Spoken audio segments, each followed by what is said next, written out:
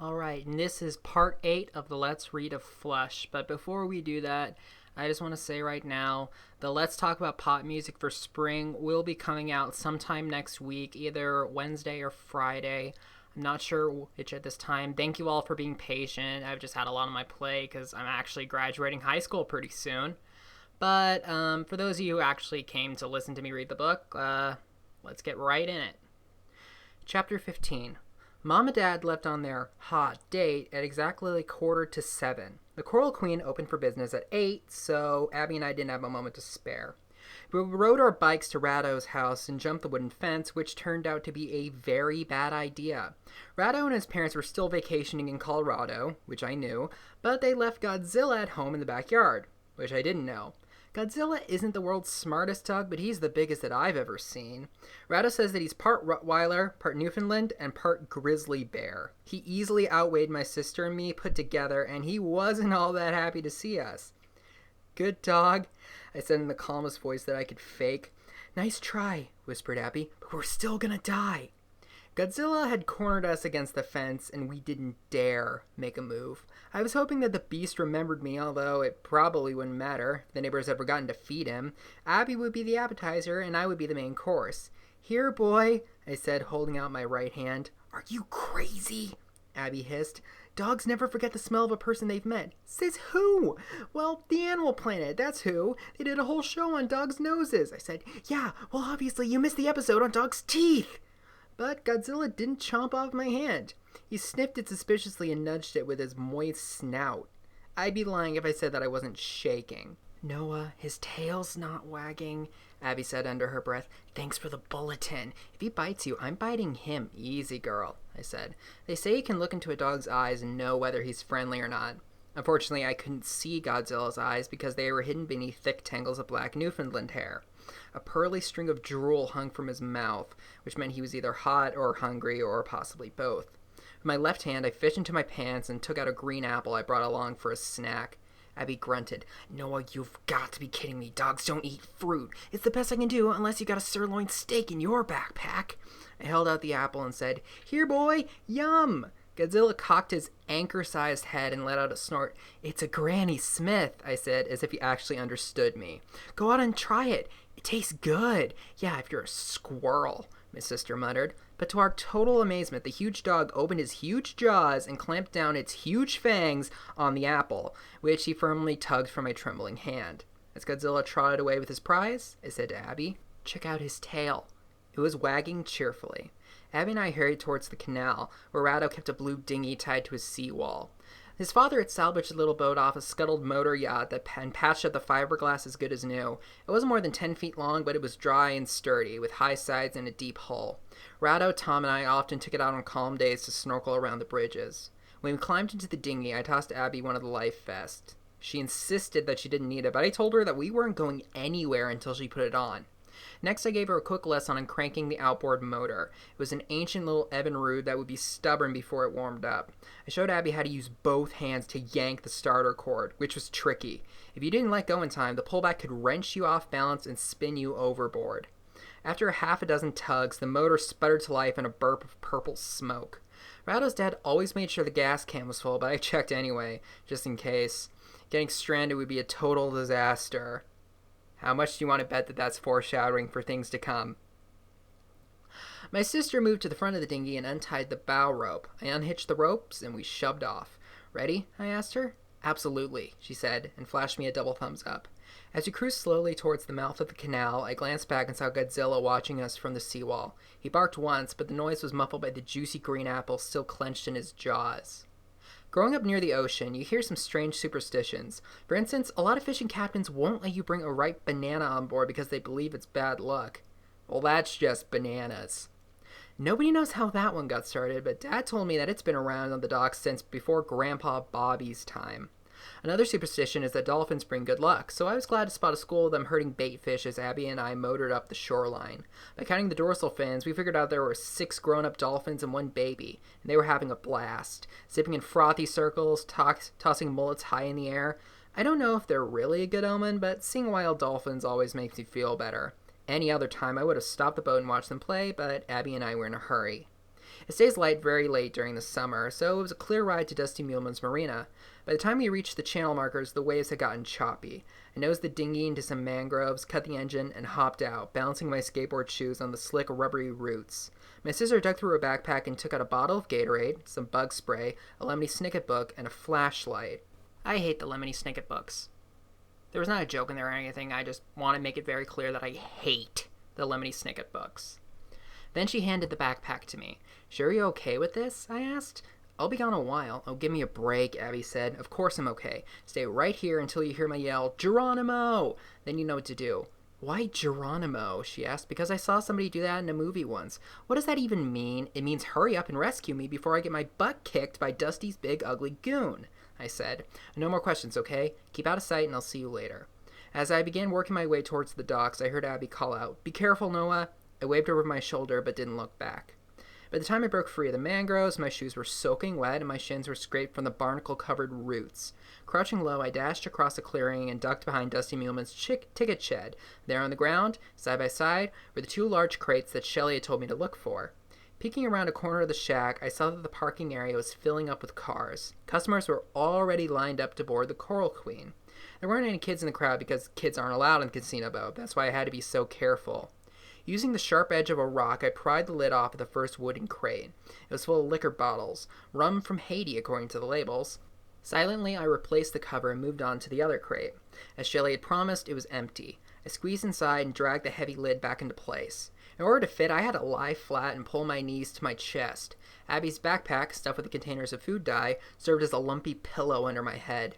I was so cramped it felt like I was hiding in one of those magician boxes, pretending to be disappeared. The crate was dark and musty inside. At first I was afraid that I couldn't breathe, but soon I felt a few whispers of air seeping under the lid. I took a few gulps, closed my eyes, and began to wait. Before long, I heard the scuff of footsteps and then the low sounds of man talking. The first voice I didn't recognize, but the thick accent of the second one was unmistakable. It was Dusty's bald gorilla, Luno. The men grunted as they hoisted the first crate and hauled it off to the Coral Queen. By the time they returned, my heart was thumping like a jackhammer. Luno lifted one end of my crate while his companion grabbed the other. I went rigid and held my breath. I could hear them swearing and complaining about the weight. With every step, the crate tipped and lurched and bounced. I knew I'd be dead meat if the lid fell off, so I dug my fingernails into the wooden slats to keep it in place. Finally, the goons set me down with a jolting thud, and I knew I was on the boat. Once they were gone, I seriously thought about kicking my way out of that miserable wooden tomb. I could have done it, no problem, except that I promised Shelley I'd stay put until she got there. So I waited some more. And waited. And waited. The Coral Queen was getting noisy as the customers piled aboard. Nobody else came near the crate, though, so I figured I must be in a storage area behind a wall or a door. Wherever it was, there was definitely no air conditioning. Before long, I was sweating like a horse, and my throat was as dry as sawdust. I wondered how much longer I could stand inside that moldy old box. It seems like I was cooped up for hours, but it probably wasn't even 20 minutes before Shelley tapped the side of it 3 times. She helped me climb out and handed me a cold bottle of water. Nothing in my entire life had ever tasted so good. I hugged her, tangerine perfume and all. That's how grateful I was. She put a finger to her lips and motioned for me to follow. It was impossible not to notice that she was wearing those wild fishnet stockings and tippy high-heeled shoes that made her about 5 inches taller than normal. She led me along a dim corridor that opened into one of the busy casino decks. The noise hit me like a roar. The slot machines clanking, people laughing and hooting, some lame calypso band mangling a Jimmy Buffett song. "There it is, Noah." Shelley pointed to a door. On it hung a hand-carved sign that spelled out the word mermaids. "Don't move," she told me, and promptly disappeared into the stall. Seconds later, the door cracked open and Shelley's blonde head poked out. She looked around warily and then signaled for me to join her. Inside the ladies' restroom. So I did. The two of us could barely fit. "Where's the stuff?" she whispered. I patted Abby's backpack. The day before, Shelley and I had divided the stash of food coloring. 17 bottles for me, 17 for her. "You got the sign?" I asked. She smiled and held it up for me to see. A square piece of cardboard on which she had printed in capital letters with a jet black marker, "Out of order. Guaranteed privacy," she assured me. "But what about you?" I was worried that she wouldn't have a safe place to flush her supply of the dye. "There's another mermaid's John up front. I'll use that one for my potty breaks." "But what if somebody's already in there?" I asked. "Then I'll crash in the mermen's." "The men's room? Are you serious?" Shelley shrugged. "Hey, who's gonna stop me?" She had a point. "I gotta get back to the bar," she said. "Billy Babcock's waiting on me all moony-eyed. Poor sap thinks that he's in love." She gave my shoulder a friendly tweet. "Good luck, young Underwood." "You too, Shelley." I locked the door the instant it closed. As soon as I heard her tack up the out-of-order sign, I unzipped Abby's backpack and removed the dye bottles. The head on a boat is basically a glorified closet with barely enough room to sit down and do your business. This one smelled like a mixture of stale beer, Clorox bleach, and Shelley's fruity perfume, but it was still less obnoxious than most public commodes. And as uncomfortable as it was way better than being sealed up inside that liquor crate. For a moment I wondered what my father would have thought if he could see me there, locked in the mermaid's head on the Coral Queen. The parent part of him probably would have gotten mad at me for sneaking aboard, while the nature-loving part of him would have been proud of me for trying to nail Dusty Muleman. Knowing Dad, he probably would have had one firm piece of advice. Don't get caught. When I opened the first bottle of food coloring, I saw that Shelley was right. The gel oozed out like molasses. Carefully, I squeezed the plastic container until every gooey purple drop landed into the toilet hole. Then I gave a good hard flush to make sure the dye went where it was supposed to go. Shelley had warned me that this stuff could get gummy pretty quick. If it stuck in the plumbing pipes, our plan would be ruined. There was only one way to check it out. I knelt down, pinched my nose, and peered into the nasty depths of the head. Not a speck of fuchsia could be seen. So far, so good. One bottle down, 16 to go. Time passes incredibly slowly when you're trapped in a restroom. Whenever I got ready to make a break, people would stop in loud groups outside the door, talking, laughing, singing along to the music. I was dying to get out of there, but I had to be patient. I had to wait for a lull. I kept thinking of Abby alone in Ratto's dinghy reading her book by flashlight. Even though there were no dangerous wild animals in the mangroves, I was afraid that she might get spooked by some of the freaky night noises. If you have never heard two raccoons fighting before, you'd swear that it was a chainsaw massacre. When I wasn't worrying about my sister, I was thinking about what else was happening on board the Coral Queen. With so much partying, the other toilets are probably getting flushed non-stop. Dusty Muleman pulled his usual trick, all that raw waste would be streaming out of the basin later. It made me mad, which was good. I needed to stay mad in order to do what I had to. Every 2 or 3 minutes I looked at my watch, wondering why the hands weren't moving faster. Mom and Dad were probably still at dinner. Afterwards, they were supposed to go to a late-night movie in Tavernier. That meant they'd be home around 12:30, so Abby and I needed to be back at the house and in bed before then. The Coral Queen closed at midnight. If I waited until then to slip away, we'd have less than 30 minutes to run the dinghy back to Ratto's dock, grab our bikes, and get home. I didn't like the odds because it was dark on the water and the dinghy was slow. I also did not like the idea of 3 more hours in the ladies' room. I decided to make a run for it, crowds and all, and pray that nobody would try to catch me. Shelley had said that most of the regular customers were so heavy into the gambling that a rhinoceros could be let loose on board and they would not care. I hoped that she was right. Quietly, I gathered up the empty dye bottles, the only evidence that could ever incriminate me, and stowed them into Abby's backpack. But as I reached out and unlocked the door, the metal handle began to jiggle violently. Somebody was trying to get into the head. I grabbed the handle with both hands and braced my shoes against the sink. "Hey, open up!" demanded a croaky female voice. "I gotta go!" Either she did not see the out-of-order sign, or she was so desperate that it didn't matter. From outside came a heavy grunt, and the handle was nearly yanked out of my grip. The door opened no more than 2 inches, but it was enough to give me a startling peek at the intruder. She looked about 85 in both age and weight, which was not what I expected. She was pulling so ferociously on the door that I wouldn't have been surprised to see a 300-pound sumo wrestler on the other side. "You will open up right this second," the old woman squawked. "I gotta go now." She wore a shiny copper-colored wig that fit like a helmet. Her face was caked with powdery makeup, and her sparkly fake eyelashes were longer than a camel's. A cigarette dangled from the pair of fish lips that were puffy and painted the color of sliced mangoes. "Can't you read the sign?" I asked through the crack. "What sign, Einstein?" That's when I spotted the piece of cardboard between her feet on the floor. The tack must have come loose. "Hey, you're not even a mermaid!" the old woman snapped, spitting her cigarette. "Get out of that bathroom before I call security." It took all my strength to pull the door shut. "You little sicko!" She let loose a string of cuss words that would have put my Grandma Janet into cardiac arrest. "Go away," I pleaded. "This is an emergency." "Emergency? I'll show you a damn emergency." The parrotfish lady pounded at the flimsy door with her bony fist. "My bladder's about to blow like Mount St. Helen. You hear me, young man?" Now she was shouting like a maniac. I knew it wouldn't be long before a crew member came running to see what was going on. "Listen up, you brat," the woman said. "I'm gonna count to 5, and then I'm busting in, and you better not be sitting on that John when I do. You read me, Junior? It ain't gonna be pretty." "Please don't," I said, but it was hopeless. 1, 2... There was no other choice. I stood up from the toilet, put on the backpack, and lowered one shoulder. And when the nasty old buzzer barked 5, I crashed out the door, ducked under her flailing twig-sized arms, and took off running. Nobody would have even paid much attention if she hadn't started shrieking, "Catch him! Catch that rotten little pervert!" Luckily, I'm pretty fast and not really tall, so I was able to dodge and weave through the legs of the gamblers. A few of them glanced up, and 1 or 2 actually made a lame grab for my shirt. Fortunately, most of them had been celebrating too hard and were in no condition to chase after me. Shelley's eyes got as wide as saucers when I flew past the bar. A bleary, leathery-faced man, who I assumed was Billy Babcock, spun on his stool and exclaimed, "Is that a kid on the boat?" No, the bleary, leathery-faced man was Leatherface. Plot twist! I headed topside. An angry yell arose from behind me, and I turned to see 2 humongous guys in hot pursuit. They looked seriously ticked off. Each wore a tight red t-shirt with the words "Event Staff" silkscreened across the front. Shelley had warned me about them.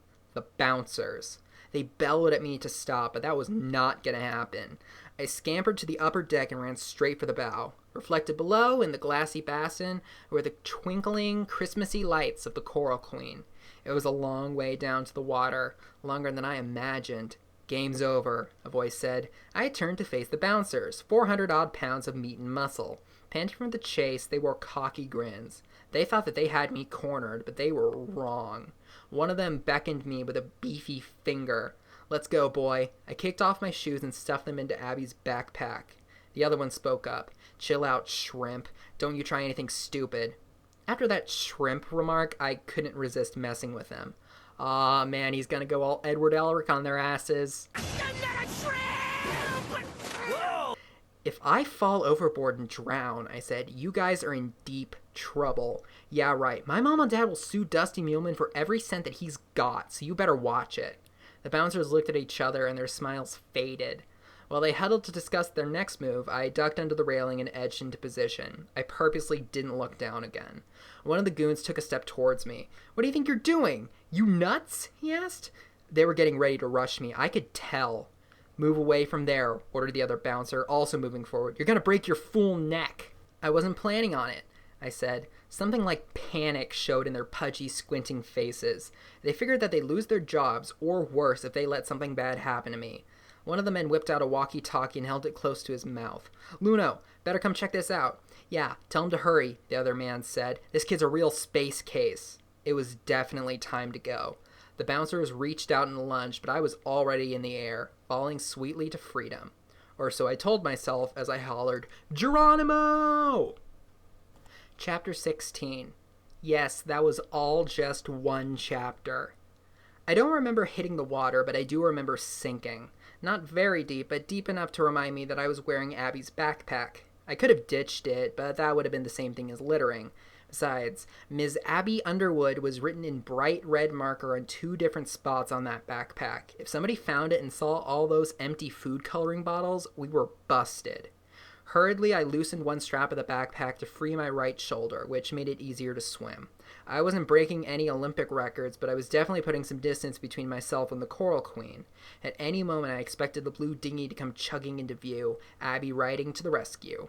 Behind me, where the casino boat was moored, a shouting match had erupted. I turned my head and spotted Luno stomping back and forth under the dock lights, hollering furiously at the 2 bouncers on the top deck. The bouncers were yelling back, pointing across the basin. Pointing at me, of course. I kicked harder, thinking, "Hurry up, Abby. Hurry." "Stop, boy," Luno commanded. "You stop now." He was running along the docks, trying to keep even with me, so I dove beneath the surface. The dirty water stung my eyes, and I squeezed them shut. It didn't matter, because even with my eyes wide open, I couldn't have seen a whale 3 inches in front of my nose, not in that murky basin in the dead of night. I was swimming blind, but at least I was swimming. When I came up for air, a white blast of light caught me square in the face. "There he is!" Luno cried out. He was standing on a fish cleaning table, sweeping a portable spotlight across the basin. I ducked like a turtle and swam farther. When I popped up again, the same thing happened. The bright light and Luno yelling at me to stop. This time, though, he sounded closer. Where was my sister? The channel was at least 100 yards away. Luno had run out of dock before I ran out of water, but I was getting exhausted. My clothes were slowing me down, and my waterlogged backpack felt heavier by the minute. Still no sign of the dinghy. Even if my Geronimo wasn't loud enough, Abby surely must have heard Dusty Muleman's goons bellowing like bull elephants. I took a gulp of air and dove under again. 2 kicks later, I struck what seemed to be a wall of blubber. A wall that moved. The next thing I remember was me spinning like a top and then shooting upward, launched by some invisible brute force. Flying out of the water, I opened my eyes just in time to see an enormous brown shape, mossy and slick, pushing away at an incredible speed. A broad, rounded tail slapped the surface so hard it sounded like a rifle. Right away, I knew what had happened. I had crashed into a sleeping manatee. I splashed down in a tumble. For a solid minute, I treaded water, not going anywhere, until my heart quit racing and I was able to catch my breath. The marina was momentarily quiet except for the merry chime of steel drums from the Coral Queen's Calypso band. Where in the world was Abby? And where was that caveman Luno? I began swimming again, although not as bravely as before. The collision with the sea cow had rattled me. I couldn't help wondering what other creatures might be cruising around in the dark, cloudy basin. As huge as manatees are, they feed strictly on vegetation and have no appetite for humans. That's not true for everything that swims at night, especially certain large and fearless sharks. The water was as warm as soup, but an icy shiver ran down my neck as I kicked onward. I only know a few prayers, but I said all of them to myself. Twice. That's how scared I was. I can't say for certain whether God was listening, but it wasn't long afterward that I heard the wheezy chugga-chugga-chug of a small outboard motor. I stopped moving and fixed my eyes in the direction of the noise. A familiar shape took form at the edge of the shadows, near the mouth of the basin. As the shape drew closer into the pale wash of the dock lights, I recognized the blue dinghy and the spindly silhouette of my sister at the helm. Excitedly, I called Abby's name, and she responded with our prearranged signal, 3 rapid blinks of the flashlight. I set out for the little boat as fast as I could, not caring how much noise I made. All I wanted was to get out of the water in one piece. Abby whistled, but I was too exhausted to whistle back. The dinghy was no longer heading my way. In fact, it seemed to be sliding away in the current. By the time I caught up, my arms and legs were starting to cramp. I grabbed onto the bow and, with my sister's help, pulled myself on board. At first, I couldn't even talk. I just sat there, dripping and panting like a tired old dog. Finally, I shook off the backpack and dried my face with the tail of Abby's shirt. "You okay?" she asked. I nodded and rubbed my aching muscles. "How come you turned off the engine?" "I didn't," Abby said. "It stalled out." "Nice. That's how come I was so late getting here. It took forever to get that stupid thing started." I stepped to the stern to confront the creaky old Evinrude. Confront? What, is there going to be a Mexican standoff with this kid who can't be more than 14 and an engine? The starter cord was a 3-foot length of rope that was wrapped tightly around the engine's flywheel. A small block of plastic served as a handle on the exposed end of the rope, so you could pull it without shredding your fingers. Hand cranking an outboard is harder than starting a lawnmower. Marine engines have more horsepower, so it takes more strength to turn the flywheel. After bracing my heels against the transom of the dinghy, I locked both hands around the grip of the starter cord. "Do it," said my sister. "Keep your fingers crossed." I reared back and yanked. The engine shuddered, coughed once, and then went silent. "Crap," mumbled Abby. "Don't worry," I said, which was insane. Only an idiot wouldn't have been worried. I shifted my weight slightly and took hold of the rope again. "Let it happen, Cap'n," said Abby. At that instant, the dinghy lit up like a movie stage. Luno had found us with a spotlight. Abby and I shielded our eyes and tried to see where he was. His voice gave us the answer. He was close. Too close. "You again!" we heard him snarl. "You two punks! This time you no get away!" He was standing at the end of the last dock in the marina. Off our port side was the mouth of the basin, and beyond that, the open sea. If I could only get Rado's engine started, Abby and I could escape. Once again, I tried the starter cord, and again, nothing happened but a sad sputter. We're drifting towards the docks, my sister said gloomily. "I can see that. Should we jump?" "No, not yet." 4, 5, 6 times I pulled the rope with the same depressing result. Meanwhile, a breeze was pushing the dinghy steadily towards the dock, where Luno was pacing like a hungry cat. For amusement, he would occasionally zap us with a hot beam of the flashlight. Wait a moment, I just realized something. There doesn't seem to be any reason why they had to use the boat for this. I mean, Noah said himself that he would go sneak down to the Bassin late at night before on his bike, and Abby's done it too. So what's stopping them from just going by land and not having to deal with an outboard motor that won't start? Abby crouched low in the bow, but I had to keep standing. It was the only way to put enough force into pulling the starter cord. As we floated closer to the lights, we could make out Luno's gloating expression. His smile was thin and ugly. Frantically, I jerked on the starter cord, and this time the old engine gave an encouraging kick before sputtering out. Luno crowed. "I get you punks now." My sister poked me in the back. "Noah, look, quick!" Another figure had joined the bald goon at the edge of the dock. I recognized him immediately in that flowered Hawaiian shirt, but just the stink from his cigar alone would have given him away. It was Dusty Muleman himself. "I'm out of here," said Abby, poised to jump. "No, wait." I feverishly resumed hauling on that starter cord, one hard pull after another. Nothing makes you forget how tired you are like pure, cold fear. I was working like a robot in high gear. Then my sister cried, "Noah, duck!" And ducking would have been a smart move, no doubt about it, because I turned to see Luno with his meaty right arm extended, aiming a stubby-looking gun at the dinghy. Dusty stood off to the side, blowing lazy rings of blue smoke.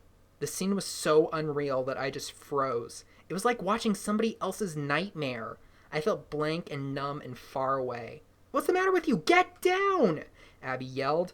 By then we had drifted to within 50 feet of the dock, which made us an easy target. Finally, an alarm bell went off somewhere within me, and I threw up both arms, shouting, "Don't shoot! We give up!"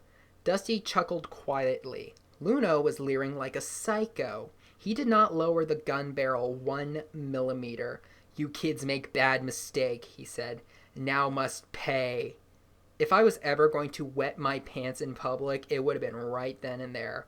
Yet all I could think of was protecting my sister, so I threw myself on top of her.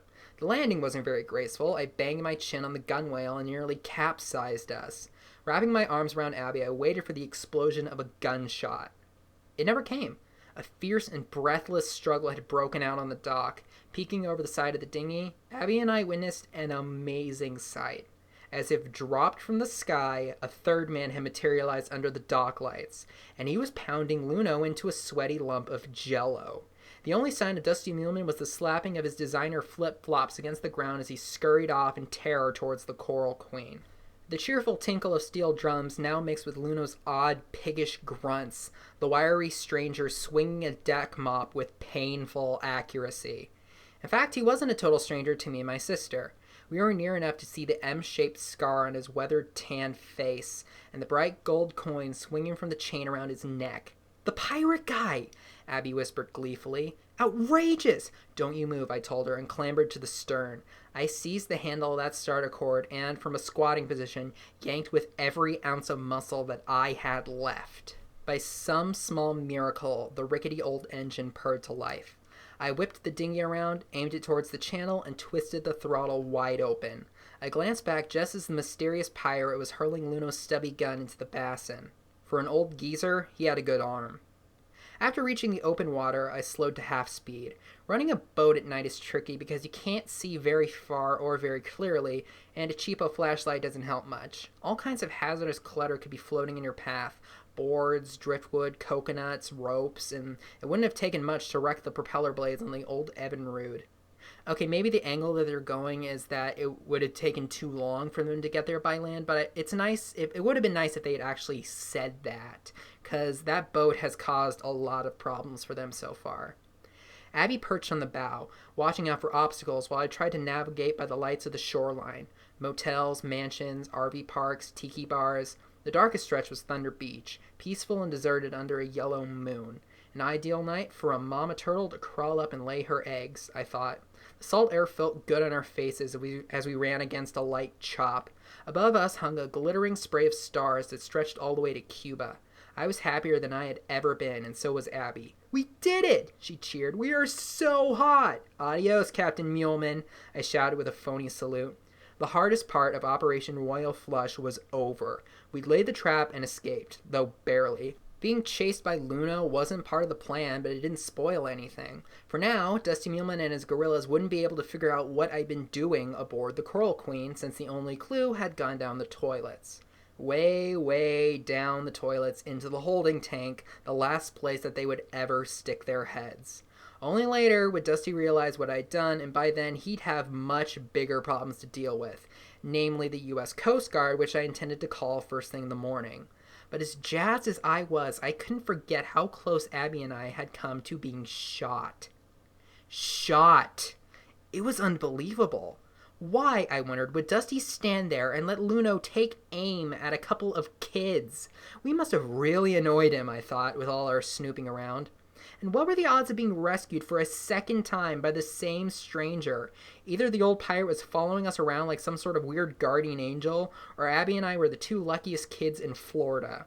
"Hard right," she called from the bow. I pushed the tiller, and we skittered past a glistening spear of 2x4, only inches away. It would have punched a hole into our hull for sure. "Good eyes," I called to my sister. "Thanks. What's that noise?" "I don't know." "Noah, why are you slowing us down?" she shouted. "I'm not," I said. "Not on purpose, anyway." But the little boat was definitely losing speed. The loud noise that Abby and I had heard was the outboard engine throwing a piston rod, though we didn't know that at the time. The motor conked out with a sickly rattle. I knew that we were in major trouble, but I went through the motions of removing the cowling and fiddling with the spark plug connections. It didn't fool Abby for a second. "I don't suppose you brought Dad's toolbox," she said. Very funny. I tried to pull the starter cord, but it wouldn't budge. The old Evinrude was stone dead. A heavy, tired silence fell over us. Once again, the little boat was at the mercy of the breeze, which was taking us out to sea towards the Straits of Florida. Obviously, our good luck had run out. "We're history," my sister said. "Mom and Dad will go postal when they get home and we're not there." The wind was clocking around to the northwest. In summer, that usually means that bad weather is on the way. I said, "Better toss the anchor—" No, wait a second. Too late. My stomach clenched and I heard the splash. "Let me guess," Abby said. "The rope wasn't tied on, was it? My fault. I should have checked. So I just threw our anchor away. How nice." She sighed in discouragement. "Now what?" We saw a distant flash of electric blue, which was followed by a slow, deep rumble. 7 miles. Not good. Abby said. "Dad had taught us to count the seconds between a lightning bolt and the thunder. 1 1,000, 2 1,000, 3 1,000, to figure out how many miles away the storm was. Like Abby, I counted 7. "Maybe it'll miss us," she said. "Yeah, and maybe someday monkeys will fly helicopters," I thought. In pretty much no time at all, our mood had plunged from the highest of highs to the lowest low. The moon slipped behind a rolling gray carpet of clouds, and the freshening gust of wind smelled wet. Abby scrunched low in the bow, and I hunkered between the seats. The lightning got brighter, and the thunder got louder, but all we could do was brace for it. Redo's dinghy had no oars, and we were already too far away from the shore to swim, and neither of us was in the mood to jump in. I remember Dad saying that you always stay in the boat as long as it's still floating, because a boat is easier than a body for searchers to find. Soon the wind began to hum, slapping us with sheets of cool rain.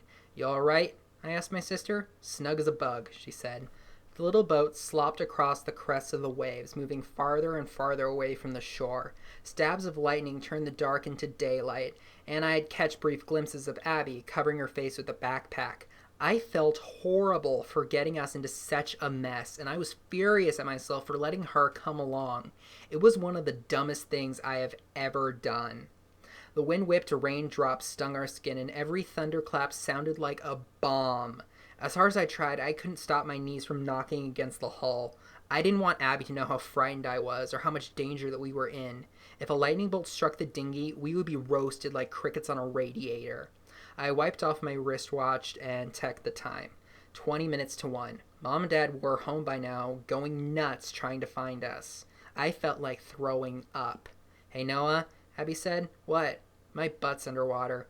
"Mine too," I said glumly. "Shouldn't we, do something?"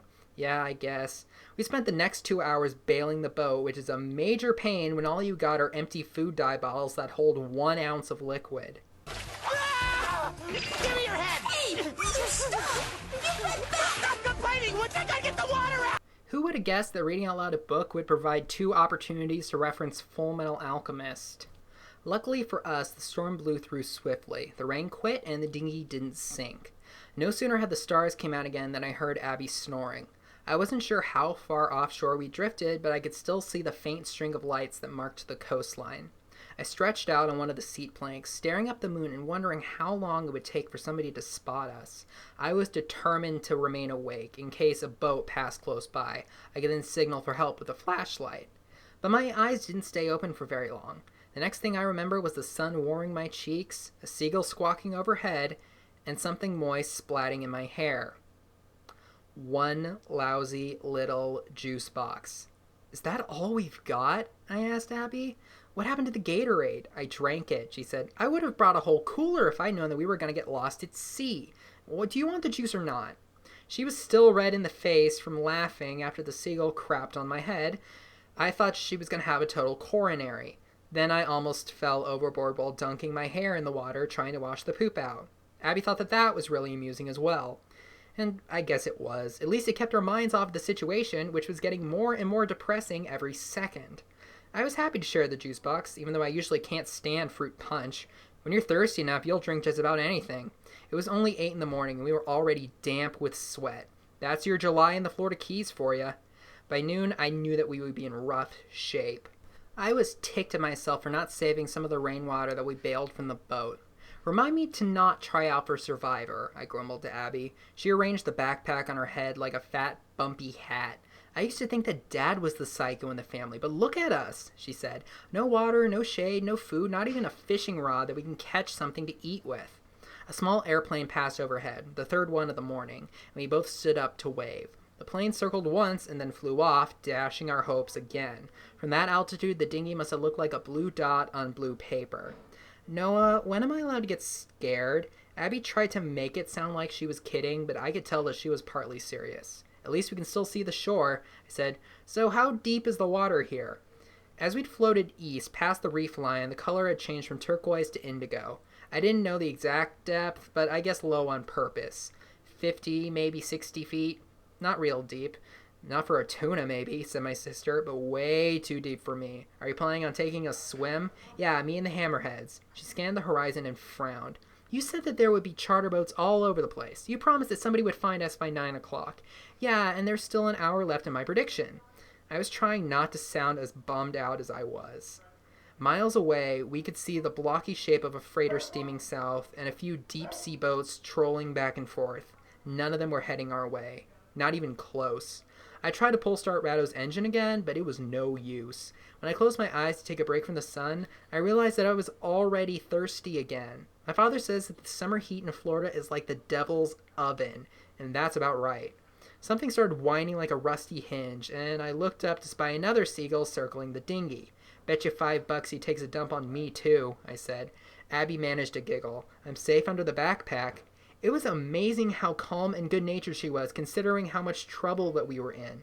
Lots of people I know, grown-ups included, would have freaked out. I just thought of something, she said. If we're stuck here on the boat, who's going to call the Coast Guard on Dusty Muleman? Good question. You know what? This really bites. Yeah, it does. I'm sorry, Abby. What for? We tried to stop something bad and it didn't work. It doesn't mean that we were wrong to try. Noah, are you listening to me? I wasn't. What are you staring at? Abby demanded. A boat, I said, unless I'm so whacked out that I'm imagining things. I swear it's coming this way. My sister shot to her feet. You see it too? I asked anxiously. Or is it a mirage? Nope, it's the real deal. Outstanding! We started waving and hollering like a couple of dweebs. This time, though, it actually worked. Pushing a frothy wake, the boat headed straight towards us. It wasn't a big one, maybe 24 feet, but it may as well have been the Queen Elizabeth. Abby and I had never seen a more glorious sight.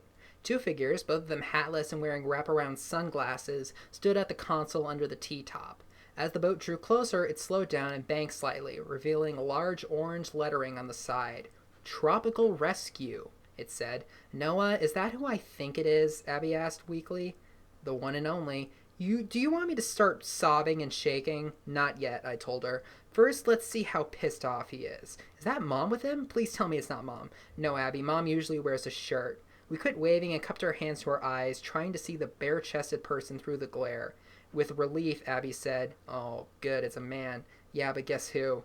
"Who?" "Check out the scar, Abby." She gasped. "This is insane." The man riding with my father was the old pirate. We were speechless as the towboat idled up to the dinghy. Dad tossed a rope, which I hitched to the bow of the boat.